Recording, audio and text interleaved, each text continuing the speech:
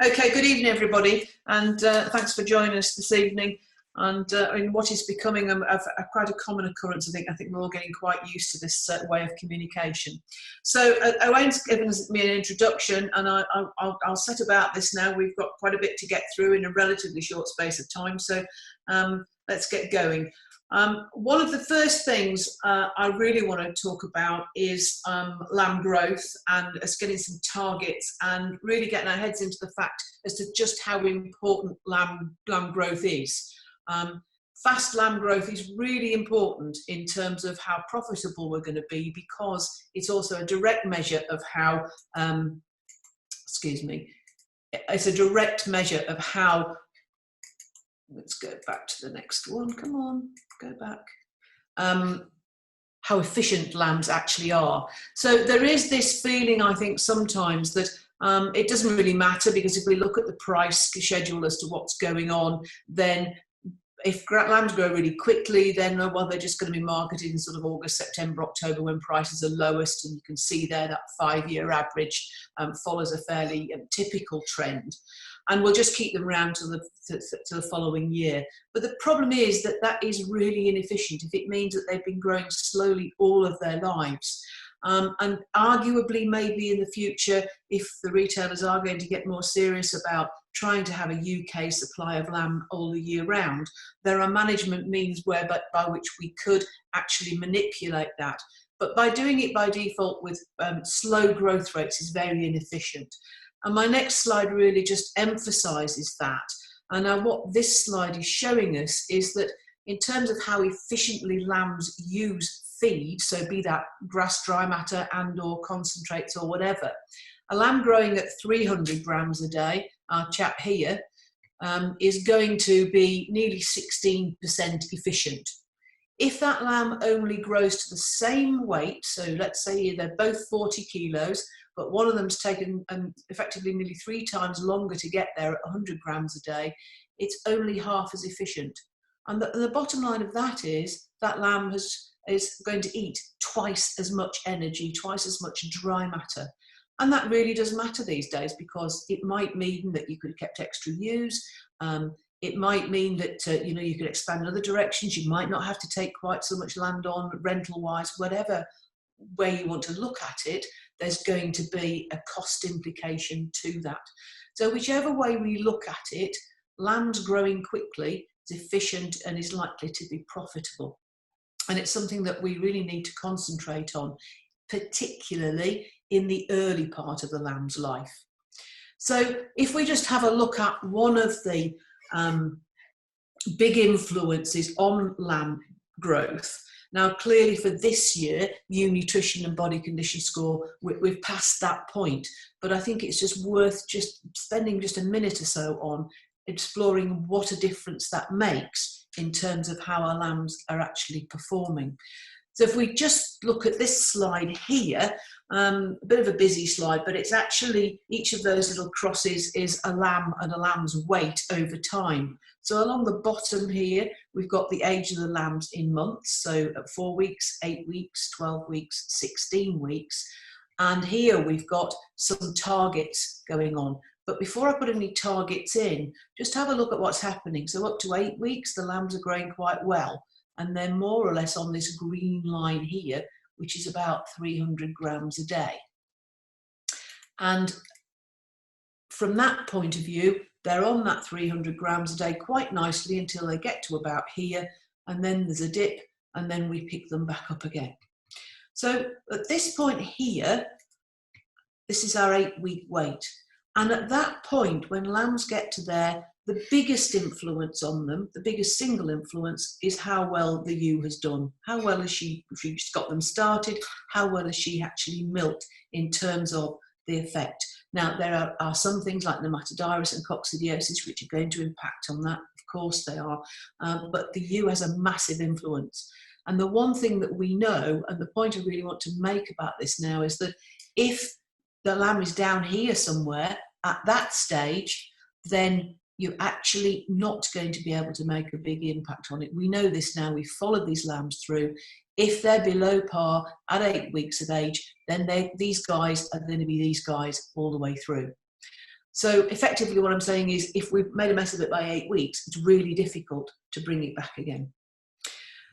But what we really want to talk about tonight is from 8 weeks onwards, I think, because a lot of your lambs now, some of you obviously will still have some quite young lambs, but a lot of people now are looking at, well, what about the 8-week period up to weaning? What can we do to try and keep lambs on target? So we've got our 56 days. Here we've got 90 days. And I'll come back to that at the end when we talk a little bit about weaning and age at weaning and how a useful tool that is. But what we're looking at then is 300 grams a day here. And if we have lambs growing at 300 grams a day, then our target at 56 days is about 20 kilos. And at 90 days, it's about 30 kilos, just to give you some benchmarks to work from. But unfortunately, as has happened in this one here, and this is actually quite a good example, what tends to happen from 8 weeks on is that they really do almost pancake, and we see growth rates really dropping off between 8 weeks and 12 and 13 weeks. In this case, you can see it started dropping off just before, and we weaned here, they were then weaned, and then they picked up again, and away they went. But what we're trying to avoid is falling off this line at this stage. You can see here we've got 400 grams a day and below and 350 grams a day. So this flock again has still got quite a way to go to get to those, but we would suggest, say, 300 grams a day is probably the sort of level that we ought to be aiming for. So in terms of what growth rates do we want at 8 weeks, just to reaffirm that, we're looking at wanting lambs to be at around about 20 kilos if they're doing 300 grams a day. And here what you've got is a representation of a whole group of lambs that have been weighed, a large group. You can see here there's some 400 or 500 in that number there. So it's a big flock that's been, all of them have been weighed. And we've got an average there of 20.3 kilos. But bear in mind what I just said, it's these guys down here and minimising these as well, which are also important. Averages can be quite misleading. And then at 90 days, so from there until 90 days, the period where we really want to be looking at more tonight, we want to try and keep at 300 grams a day.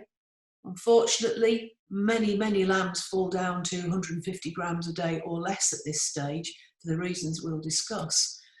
If they could keep on there, then we'd be looking at 30 kilos around about 90 days. And in this flock, you can see they've missed it. So these are the actual results for the graph that you've just seen previously. Missed the average a little bit. There are a lot of lambs that are over 30 kilos, but what we really want to know is what's going on. Why are these lambs actually not making it and falling below that target? So having those targets is really important, and I'm not suggesting that you go and have to weigh all of your lambs, but what would be really useful if you're not weighing at the moment, you've not quite reached 8 weeks, would be to go and weigh just a group of lambs when you've got them in for whatever reason, for shearing or whatever. Just weigh a few and get an idea of where you are relative to those targets. Now, the other way that you could have a look at what your average growth rates or your growth rates over the flock have looked like in the past is to look at your marketing pattern and actually look at it. And you can work it backwards. If you take a mean lambing date and then work out for lambs that were marketed in that couple of week window, then they must have been growing at X number of grams a day when you work it back. You can actually do it that way and do it retrospectively, just to get a feel for whereabouts you are on this particular benchmark. So, how do you measure up to those is my first question, and those are the targets that I'm working to at the moment. And if you put that into context, if you think about some of the growth rates that these terminal sires are capable of these days that we're using, then once we get into a commercial context, we are missing an awful lot of the potential in the genetics that are available to us if we're not measuring up. So, okay, let's move on then and look at two aspects in particular that are going to have quite a big impact on how our lambs actually perform. So we've looked at new nutrition, and I've mentioned new nutrition and body condition score. We may well come back to that again a little bit later on. We'll see how we go. But that's a whole subject for another webinar, I'm sure. Things like lambing date and weather and geography, of course, are going to have an effect. Genetics, I've just mentioned those, they too will have an effect. The potential that those lambs have, obviously half of that is going to come from the sire, and if he's not got good growth potential, we can't expect it from them. Things like trace elements, of course, and if we've time tonight and somebody wants to ask some questions about those, clearly they do have an effect. Health generally, so I mentioned coccidiosis, nematodirus, of course, in the early stages. And then with things like pneumonia, particularly, will have an effect. Yes, lambs can die of pneumonia, but as I'm sure you all know, there will also be, for every outbreak of pneumonia, there are going to be lambs that are affected subclinically or even slightly clinically, but they never actually do as well afterwards. And then other things like lameness, scald, etc. The two things I want to talk about tonight as we go through though are pasture quality and quantity. Absolutely essential. We're not going to get growth rates unless we put something decent in front of them. And of course worms and the effect that those two things have. So they were the two things, and then at the end, as Owen said, we'll have a little look at weaning as a tool as well. So with a bit of luck my video will work. So these are actually in a paddock next to where I live. I took this a couple of years ago now. Actually, it's a dirty old paddock. It gets all the sheep in at the moment. It's got tups in it rather than ewes and lambs. But these are actually really young lambs, and they are tucking in. Now, so my two main points tonight are, number one, that's a dirty old paddock. It's likely to have quite a bit of nematodirus. These lambs are, I think these guys are probably about 3 weeks old, if that. And so they're really susceptible, and it's really easy. I've heard people say, oh, well, lambs don't really start grazing until they're 6 weeks of age. Oh, yes, they do. And twin lambs like these two guys, as we'll see later on, by the time they get to 3 weeks of age, they need to be grazing. Certainly by 4 weeks, they need to be grazing significantly if they're going to keep that growth rate target, because mum in the background there is not going to be able, even if she's milking really well, to keep up with demand and keep the growth rate going. So they're grazing because they need the nutrition, but the grazing is also going to put them in the firing line of worms as well. And the quality of what we put in front of them and how they perform is really important. And I'm sure you know this, but I think we're all tempted sometimes to think that we can make a silk purse out of a sow's ear when we can't. So if we want that 300 grams a day there in terms of growth rate from our lambs, then in order to be able to achieve that, we need to go to where it crosses the black line, and we're looking at an energy value of the diet, which has got to be around about 11 ME, which is taking us into the realms of, obviously, good quality grazing. So a good ryegrass with clover, a good growing pasture, and we'll talk about sward heights in a minute. But then you move into mostly clover. You can see where ewe milk is and how well and what quality of nutrition they've been getting from the ewe. And then we can't substitute that with anything which is vastly lower in energy and expect to get that growth rate. So that's really important, I think. You come down and you've got 50% stem or dead with little clover. So an old permanent pasture that's gone over the top a bit, you're down at 9 ME, not much more. And where that crosses the line, it's just about keeping them going. We're not going to get the growth rate. So two things then. One is the quality of the grazing that's in front of them, and the second one is the quantity that's in front of them. And it all comes back to really the measurement of the sward and getting it right so that there is enough dry matter there, and also that dry matter is of high enough quality. So if we just look at the next slide, the little bit on the right there is really just looking at the growth of grass and looking at it in context of where it actually is quality-wise. And of course, where we're aiming to be is in that little green bar there, where we've got 2.5, 3 new leaves on that plant. And that's where it's going to be at its most nutritious. Once we get to the 4th new leaf and it starts to die off, then the quality of that plant is also going to go down as well. And clearly on the left then, we've got the sward stick, which is looking at height. So we can also look at height and judge how much dry matter we've got there. So we're looking for that balance between enough dry matter and high enough quality. And if we just look at that slide, on the left-hand side there now, then from a sheep point of view, from a sward point of view, really we're looking at between 4 and 8 centimetres as being the outliers of where we want to be for sheep grazing, certainly in the first half of the season. In the latter part of the season, we will probably let that drift to 10, but at the moment, we're looking at that 4 centimetres, and you can see there in spring and late spring, 4 centimetres height, depressed height when you're actually measuring it, is giving us around about 1,600 kilos of dry matter. It's at that point that we know we need to feed our ewes anymore. But if we then look at it, so generally we're going to be grazing between about 1,600 kilos and 2,500, 2,500, 2,600 kilos. That's the bit that we've got to work with.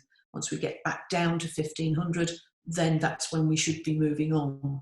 So measuring that and actually knowing what's in front of them, what you need, and that the fact that the plant is actually at its most nutritious and growing at its best is critical in terms of getting lambs growing well during the season. Now, one of the ways that people are now moving to be able to capitalise on that is by looking at rotational, and the diagram there is a rotational 4-paddock system. Rotational system. With a paddock grazing system, we will probably be looking at 4+ paddocks, so splitting that down again, and possibly into even 8, so that we're circulating round.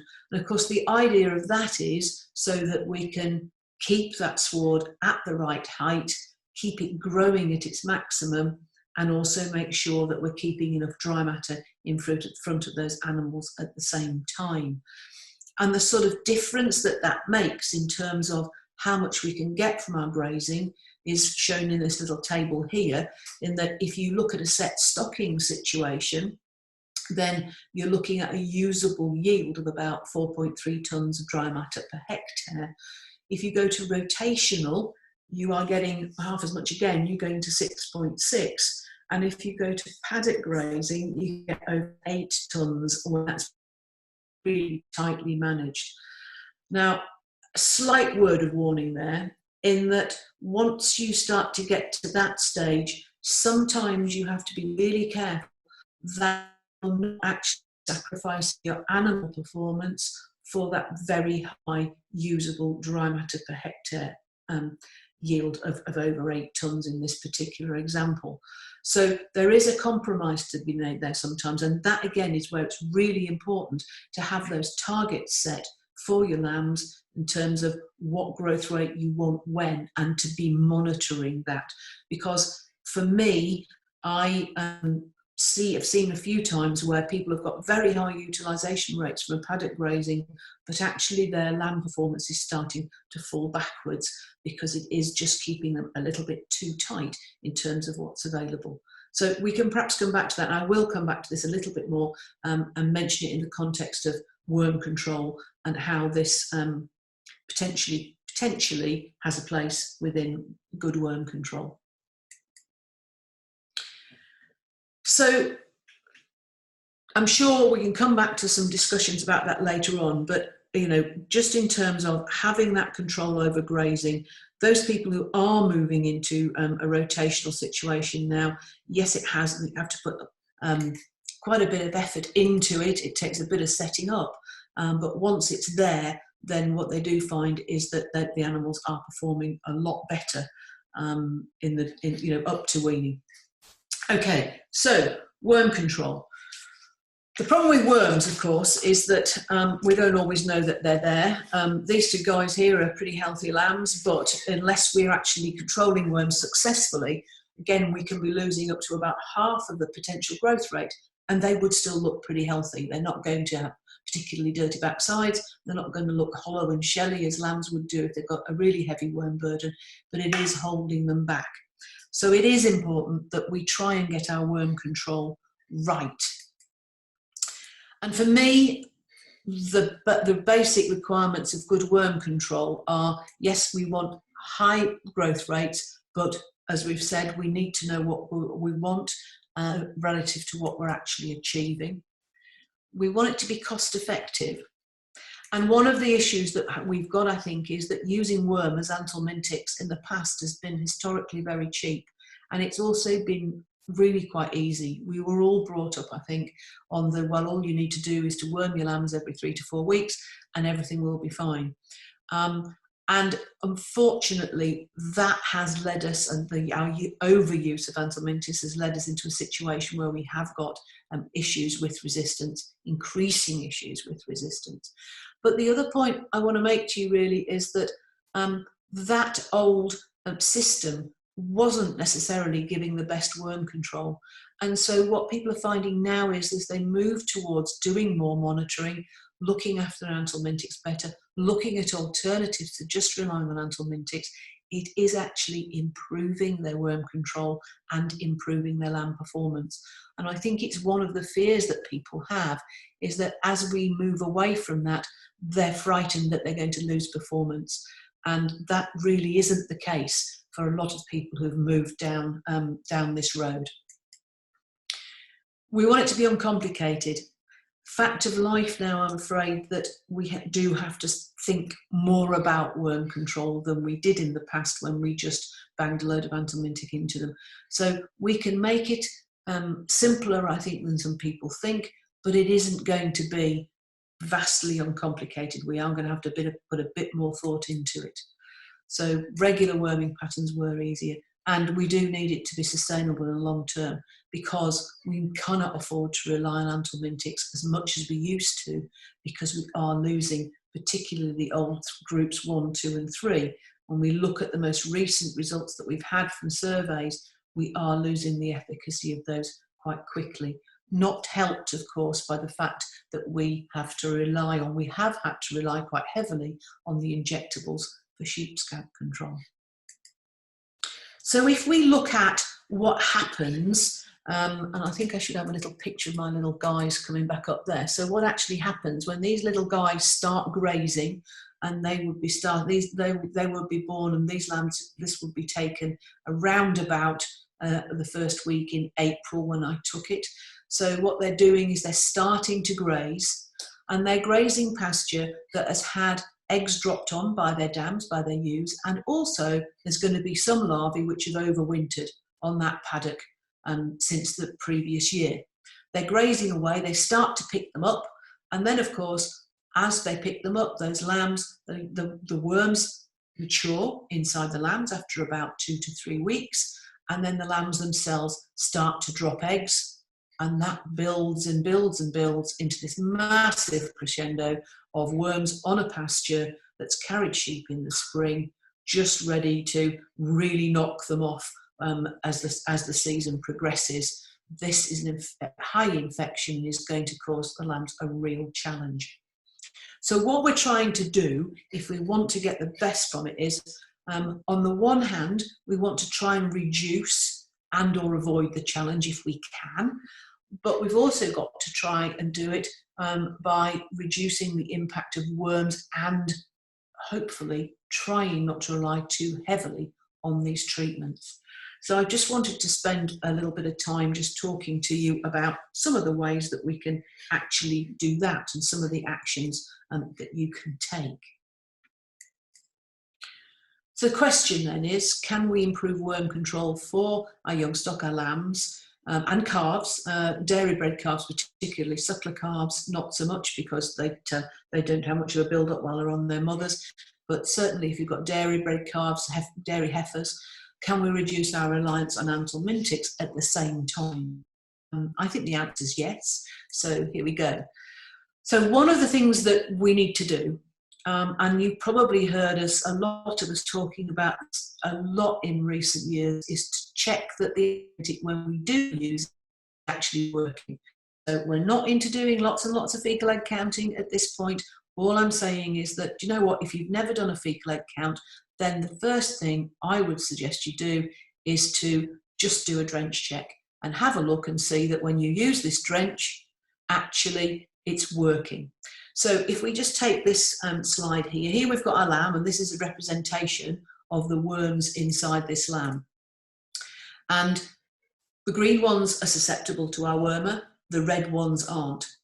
So, and some of them have got a bit of green and a bit of red, so they're the mixed ones. So if we come in and we treat those lambs, here I've got a white drench in this particular gun, and these guys here are resistant, what's going to happen is that when we get to this guy, get to post-drenching, we're going to have these worms left inside the lamb. And they're still going to be producing eggs. So when we go back and actually take another sample, I'm checking there that it's warm to make sure it's fresh, we'll come to that in a minute, we should be able to pick up an egg count. And that's suggesting to us that our wormer hasn't been as effective as it should have been. Now you can enhance this further by actually taking a fecal egg count before you drench or at the time that you drench. You don't have to take a fecal egg count and wait for the results to come back at this stage. Ideally you would, but if you don't want to, just take a sample on the day that you drench, you'll get an egg count back, and then 14 days later, or if it's a yellow one and used, it will be 7 days, but for the others it's 14-day intervals, exactly a fortnight. Then you go back and you actually take the second sample and check whether or not it's worked. And this is a really good introduction, because if you're using wormers, and most of you will have resistance to a white drench. So, you know, in most cases, by the time you get into the main season, you are going to find that you're not getting as effective a kill as you thought you were. And that will be holding your lambs back. Of that, there is no doubt. So making sure that it's working properly. However, it might not be resistance. So at the risk of teaching Granny to suck eggs, you've got to make sure that you also give the right dose and you give it properly. So that means weighing lambs, that means getting the dose rate right, it means calibrating the gun. And I had a discussion with a group of vets on a training course at lunchtime, and they were saying, and I certainly find I can take a brand new gun out of a packet, and 9 times out of 10 it will need some adjustment before it's actually firing accurately.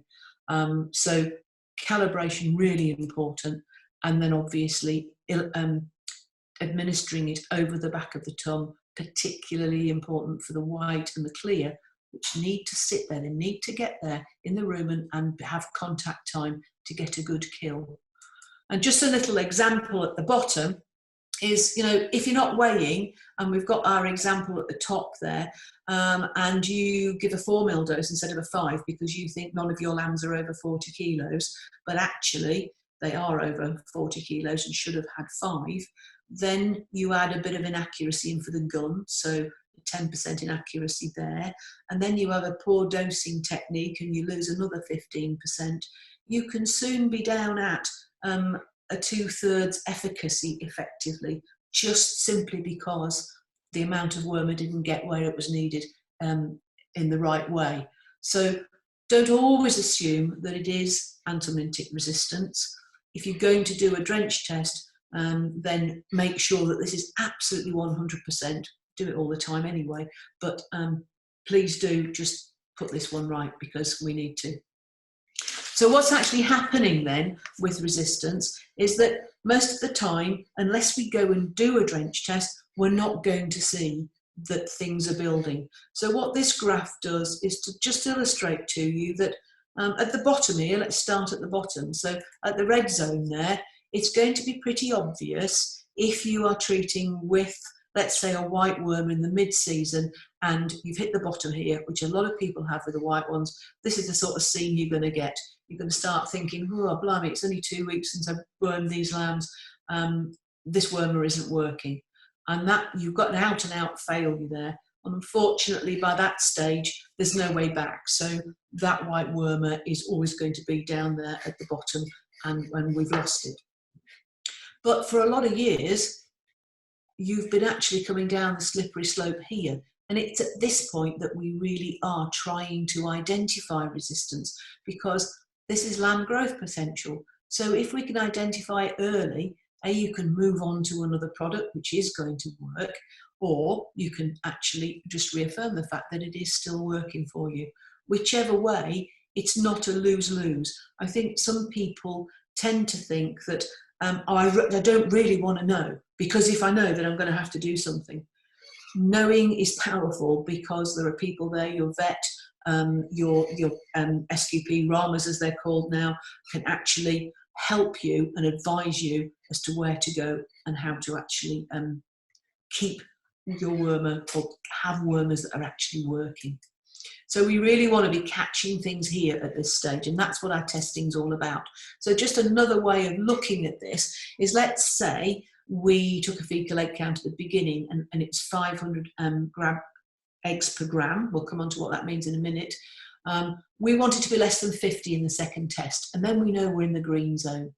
If it's about 100, we know we're here and we're on a slope and we need to be careful. If it's greater than 250, then we know that actually we have got a problem with resistance. I'm not quite sure why this has got a mind of its own, but it tends to be going on its own. So just putting that into context as to where you are on that graph if you do that test. And you know, it's the old adage, if we can measure it, we can manage it, and we sure can. So knowing this is not bad news. It isn't the end of the world. It doesn't mean that that doesn't work for any worms on your farm. You then need to do a bit more investigation and actually move it forward. So I also thought it might just be worth us just having a little word about what a fecal egg count is. So here's our worm life cycle. What the actual fecal egg count is doing is counting the number of worm eggs in the feces as eggs per gram. Okay, and what it is an indication of the number of adult worms in the gut of the sheep, and that's really quite important. Remember is that that is taken from when they ingested these larvae here, these little hair-like things here, the larvae sitting in a droplet of water on the grass. It's about 3 weeks ago that those larvae were eaten and developed into the adults that are laying those eggs at the moment. So the way that we can use a fecal egg count is, as we've said, to determine the efficacy of a treatment, but obviously we're looking at trying to use it as well to determine the need for a treatment and also how much contamination is going out on our pasture. But what a fecal egg count isn't, and this is where it starts to get a bit more difficult, is it's not a diagnostic tool. So we use it to monitor worm burdens in a mob or group, but it is quite a difficult thing to interpret in terms of being a diagnostic on its own. Do I need to worm these lambs? Because actually it is that indication of what they ingested 2 to 3 weeks ago. So we need to always be interpreting this against the context of how old are the lambs, where have they been, what's the weather been doing. So sometimes you can get a very low fecal egg count, and as we've just had over here in the east of England, we've just had an inch of rain last weekend, which took us from Sahara Desert to everything waking up. There'll be a huge amount of infected larvae on the pasture, and that lambs will have been ingesting that, and we won't see the effect of that in the worm burden for another 3 weeks. So we need to know that sort of information when we're trying to interpret a fecal egg. I think one of the most important things I want to say to you is that to encourage to do fecal egg counts, but I'm going to tell you now that a bad fecal egg count is worse than no fecal egg count, because it can give you a really, really false sense of security if it's got wrong. So getting it right is really important, and getting it so it's representative of the group or mob. So first thing first, it's got to be fresh sample taken. I think I might actually take a sample. And you saw me earlier on with my glove, and I put it up against it, doing the warm test, so they actually know that it's fresh. So fresh sample taken at random. So if you're going into a mob of sheep, and whether you put them in the corner and hold them for a few minutes, or if it's baby lambs this time of year, I prefer to go in first thing in the morning and have a good walk round, and as they stand up and stretch, you usually manage to get enough of them to give you a sample left behind. That it's at random. No point going in and saying, oh, well, I only did the ones that got nice pelleted feces, or oh, I only did the dirty ones, because that will give you a very misleading result. Must be completely at random, and you must be doing at least 10 to 15 in any one mob. Equally sized samples if you're going to be pooling them, because you don't want one animal overshadowing others. You need to make sure that each of those samples is contributing equally, and then obviously mix them very thoroughly together. So really important that you get this right, because if you go to the trouble of doing a FEC and you get it wrong, so let's say, for example, you go in and take only from the ones that are all mucky because you think they're the wormy ones.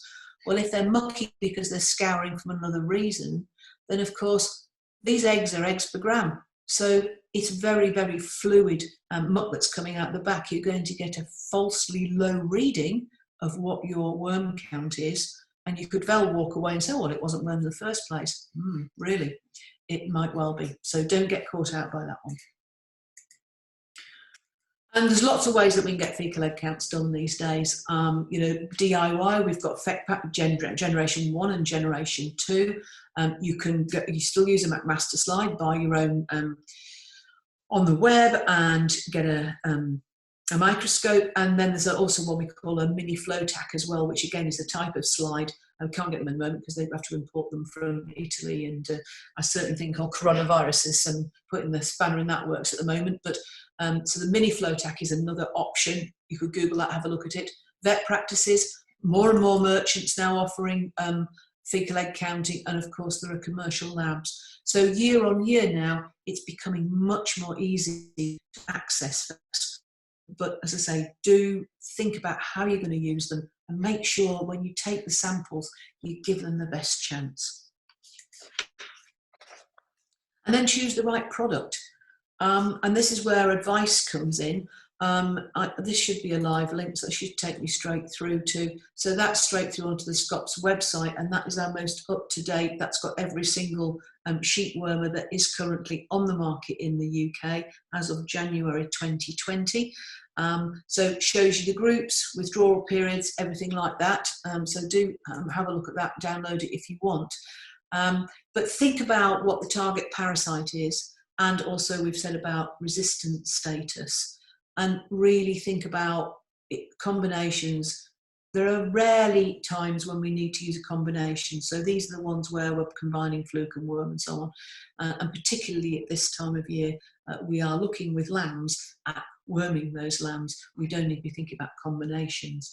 And also we need to be looking at using persistent products, i.e. obviously the only persistence that we've got in this country is moxidectin, and we need to just think about how we use that to best effect without causing problems for either us or for that particular wormer in the longer term. And we can come back to that with some questions if you want to.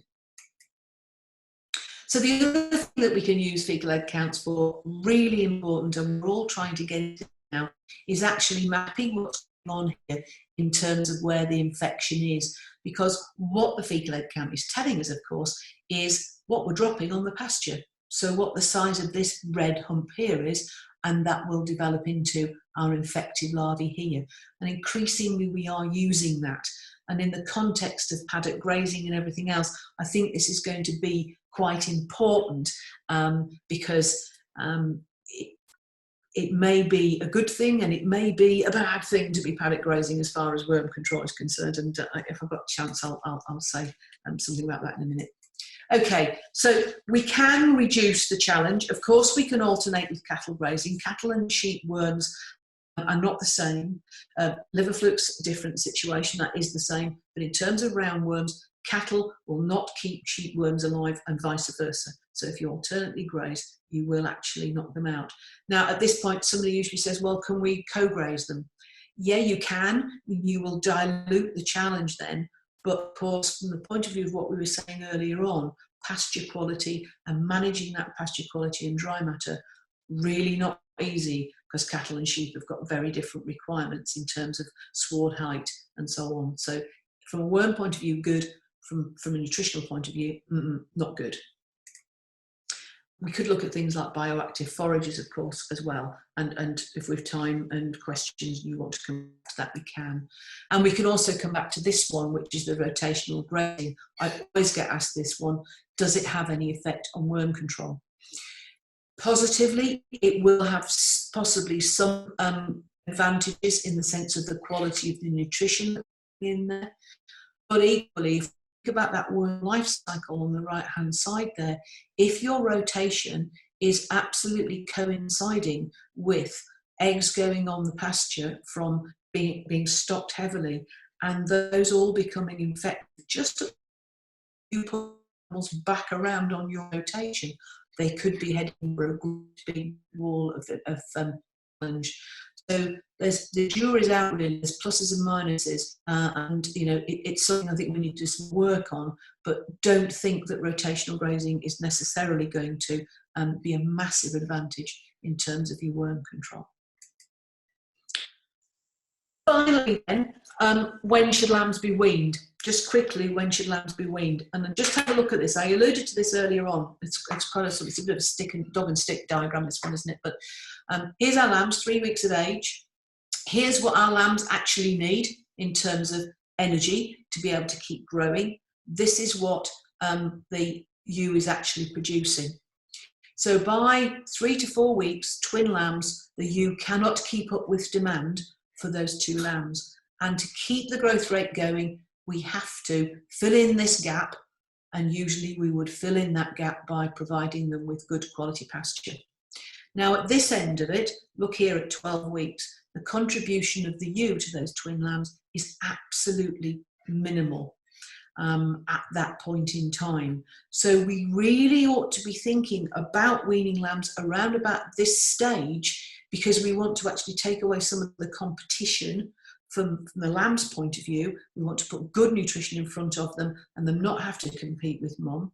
On the other hand, then the ewes themselves, it may well be we need to take them in hand and put body condition back on them. And unfortunately, it has got to be quite the norm where a lot of people are leaving weaning much, much later than that. It's not unusual for people to be weaning 18, 20 weeks. And I think under the impression that the ewes are contributing something. They're really, really, really not. And thinking about weaning that bit earlier as a tool is really good. And of course, it's also, if we think about it here, these ones were weaned at 90 days. They'd already started to go off the boil a bit here, hadn't they? And then it took a little while to pick them back up again. So important then to think in terms of weaning. If we had left them to here, then I can promise you that those growth rates would have just pancaked until we about it. So again, monitor it if you want to actually prove to yourself as to what's happening with the growth rates. So trying to that's another reason why we might wean. Okay, so look, going back to this massive infection pattern, obviously if we wean, hopefully we could move on to something to avoid that main challenge. So then we're starting to look at going on to aftermaths, swapping with cattle for weaned lambs, whatever, to try and take them away from that massive worm challenge that's built up on the pastures they've been on with their mums, or indeed these days onto forage crops as well. There's nutritional advantage, and there's also taking away that massive crescendo of worms that if we're leaving them on their mums for far too long, we're actually leaving them right in that firing line.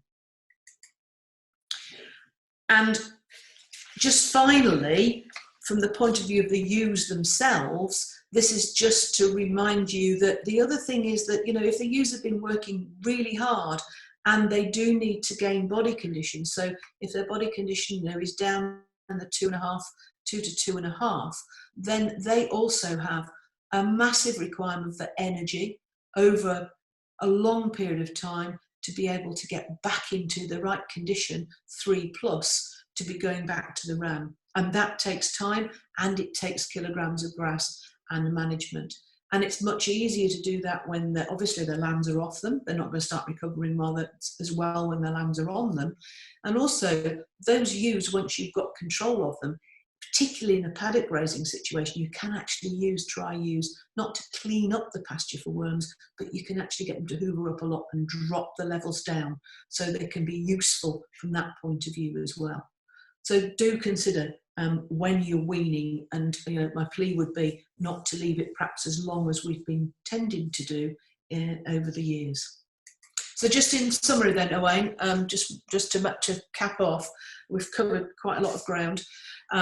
So land growth rates are critical, and we really need to measure them. So my challenge to you is, come on, let's have a look. Just have a look, see where you are relative to that 300 grams a day. There's a lot of factors that will impact on it, and the ewe up to 8 weeks and any damage done then really can't be undone. So that's maybe a topic for another day. But beyond that, grass quality and quantity is vital from an early age. I can't stress that enough. They really are, particularly multiples, are relying on that, and we need to measure and manage it. Then good worm control, and it's all part and parcel. Better fed lambs are better able to withstand a worm challenge than underfed lambs. So monitor and test and choose the right products. And again, test those wormers. Make sure that if you're spending the money and you're going to the trouble, that blooming thing's actually working for you. And finally, that weaning is a very useful tool, both for ewes and for lambs, in terms of keeping that growth rate and that momentum going. Okay, Owain. Diolch yn fawr iawn, Leslie. Thanks for a very interesting and thought-provoking presentation. We'll now open up the floor. Type any question you have in the box on your screen by first clicking on the dialogue icon. We've had some questions during the presentation, which I'll start with to begin with. So there's a few questions on drenching and managing worms. So the first one that's come up a few times is, there's a worm kill at the larvae stage, or is it just killing adult worms in the sheep? Okay, no, most of these wormers are killing larvae as well. So they are killing the young larvae as well as the adult worms, yeah. Great. So,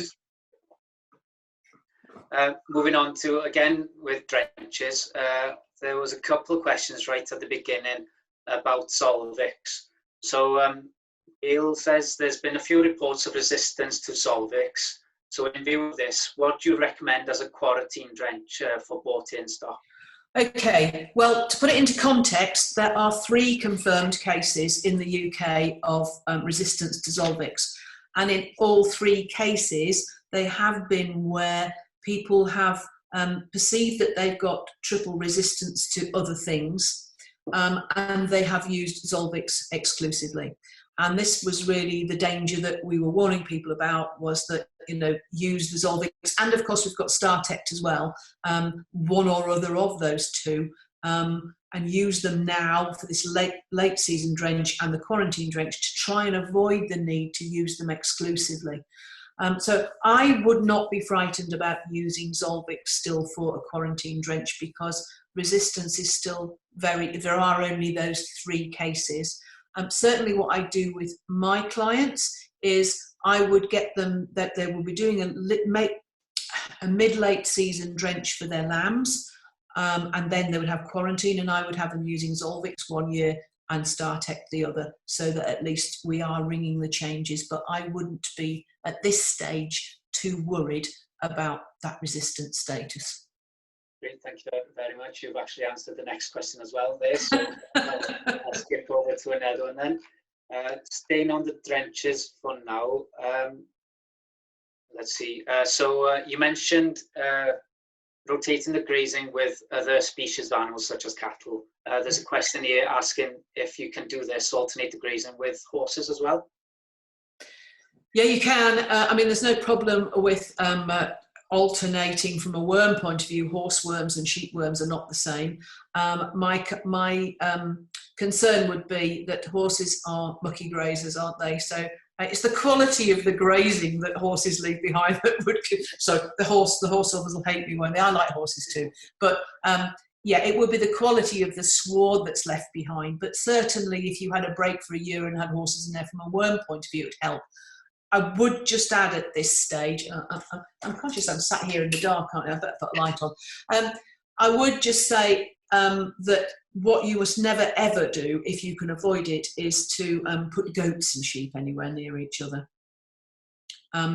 Okay, because goats do not react well. When worms get in goats and you drench them, it's a really good way of getting anthelmintic resistance, and goats and sheep do share the same worms. So co-grazing goats and so on is, yeah, dangerous territory.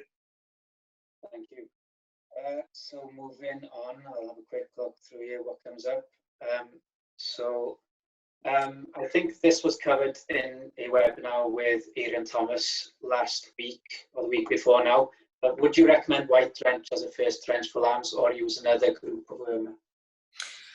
It depends a little bit on timing. I mean, in terms of for nematodiarus, white drenches are still effective against nematodiarus in the vast majority of cases.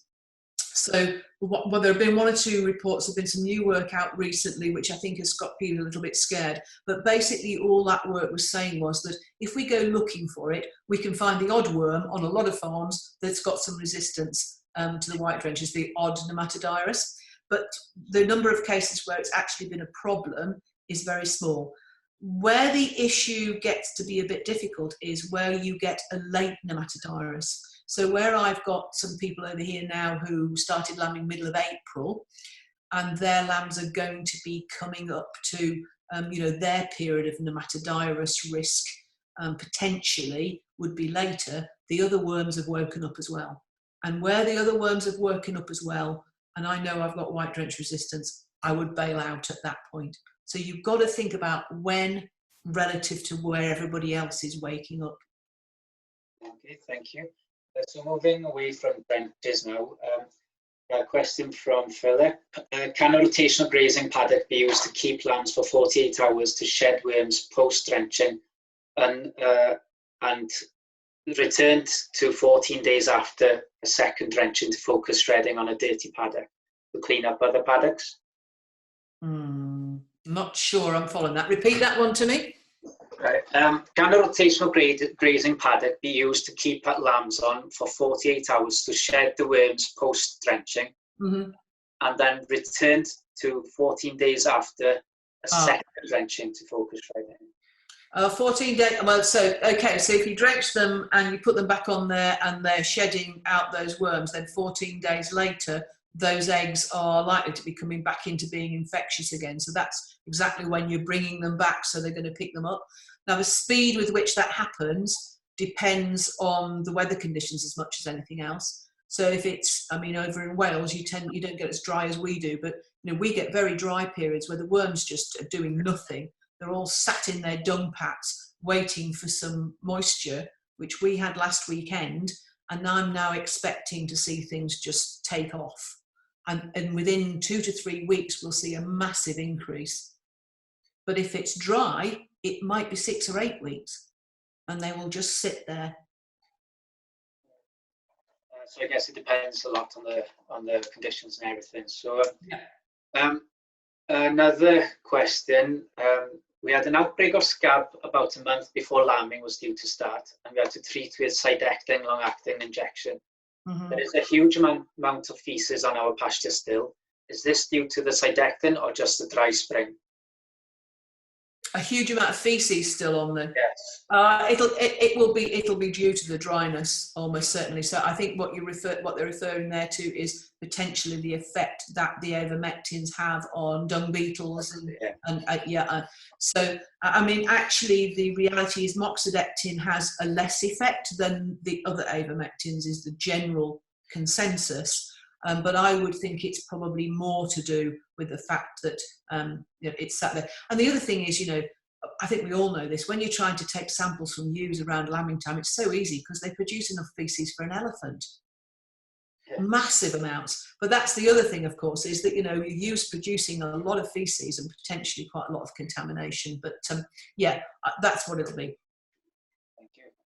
So if weaning earlier, at approximately 10 to 12 weeks, how do you manage mastitis in ewes? What's the process there? Well, I mean, my argument would be that, you know, I mean, 10 weeks is starting to get quite, although I have got some people who will go down to 10 weeks now. So if you're going to do that, you do need to obviously give your ewes a short, sharp drying off. I mean, certainly at that stage as well, what I find now is if we possibly can, I always like to leave the lambs where they are for a week or so and take the ewes away. And by taking the ewes away, you can put them inside onto, you know, a pretty low diet, but lots of water. Don't make the mistake of not giving them water, think it's going to dry them up, because all that happens is as soon as they get back to the water, everything just takes off again. But the other beauty of that is, of course, that your lambs stay where they are, that the stress on the lambs is really minimised, so they don't bawl and shout and carry on for days on end. But from a worm control point of view, if you are going to be moving them onto low challenge pasture, of course now we don't want you to dose and move, but you can dose them on the dirty, leave them for 4 or 5 days, everything settles, and then move them. You can kill several birds with one stone. But you know, you may, but look, if you remember that graph, the ewes aren't doing that much by about 12 weeks. Thank you. So a couple of questions on growth rates. Would bolus lamb support growth rates and promote it? Sorry? With bolusing lambs with, I'm guessing vitamin boluses, right, help with growth rates? Depends whether or not, it really depends whether or not you actually have a deficiency. So, you know, if you do have a deficiency of selenium or whatever, then it might be. But I really, you know, I would encourage you to find out whether or not you have. And I would always say, you know, if you're weighing some lambs, you can judge that for yourself. These days with EID, it's relatively easy to just leave a cohort of lambs that are treated and some that are untreated. Follow them through, see for yourself. Because if you just go and do them all, we spend money and then we'll convince ourselves that it's had an effect, won't we? Because it's human nature. Yeah, I agree there. So I'll finish off with a long question that came in at the beginning. So Mark, I'm guessing he's been to a few Doug Avery talks. So he says he's heard Doug Avery talk about this. So if rotationally grazing lambs, with some sorts having clover in and the others not, does the rumen take time to adjust to the clover? You can have too much clover, okay? So rumens don't like too much clover. So once you get I think it's about 60% clover in the diet, the rumen starts to suffer from lack of fibre and you get like a soap formation. And actually, it has a negative effect at that point. So depending on how much clover there is, you will need that bit of an adaptation process. I know in some areas that I work in, we get some swards whereby the clover just takes over and we actually go in and put a bit of nitrogen on in the spring just to beat it up a bit to give the ryegrass a bit of a chance to get going. Otherwise, we know we're not going to get the performance that we would expect.